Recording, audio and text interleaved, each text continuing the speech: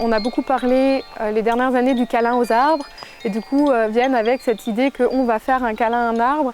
Et c'est pas forcément comme ça que ça se passe parce qu'on va pas forcément l'approcher en fait de manière un petit peu brutale et intrusive, puisque dans cette approche de sylvothérapie qui est une approche animiste, on va considérer que tout ce qui nous entoure a une vie, une conscience et une âme, et que du coup en fait on va l'approcher toujours en ayant son accord.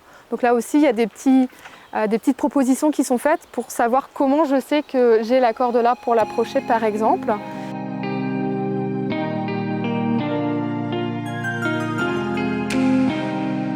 On va stimuler les sens, donc ça va être de toucher les éléments, de ressentir ce que ça fait, d'expérimenter la vision à travers différents éléments, donc en marchant d'abord à l'aveugle, puis en rouvrant les yeux.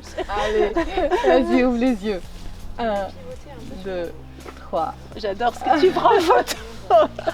Joli. Allez, on continue. Attention, il y a des racines aussi. Oui, enfin, c'était quelque chose que j'avais jamais ressenti, hein. Donc, mais jamais. Hein. Donc, même d'en parler, c'est difficile. Je me suis sentie comme un animal, quoi. Donc, voilà.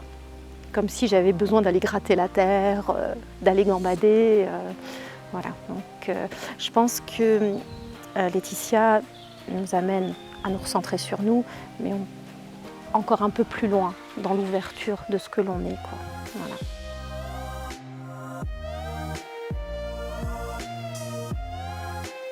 Il y a depuis une trentaine d'années beaucoup d'expériences scientifiques qui sont faites, d'études cliniques.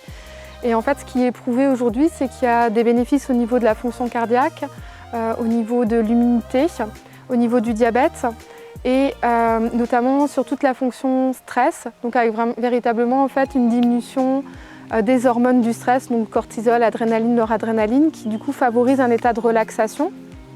Et au niveau psychologique, dans le suivi de la dépression, et on évite aussi un certain nombre de rechutes.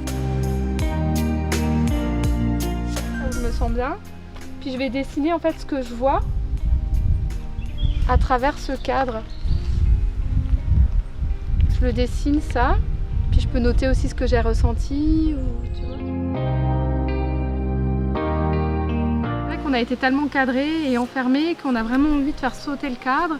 Et en même temps, c'est des fois se souvenir que ce cadre, il peut être vraiment agréable par moment, quoi. Parce qu'il permet de mettre le focus en fait à un endroit et puis de ah ouais, ok, là j'ai focalisé toute mon énergie là et je vois ça et c'est vraiment chouette. Peut-être que je serais passée à côté sans ce cadre, je l'aurais peut-être pas vu de la même manière en fait.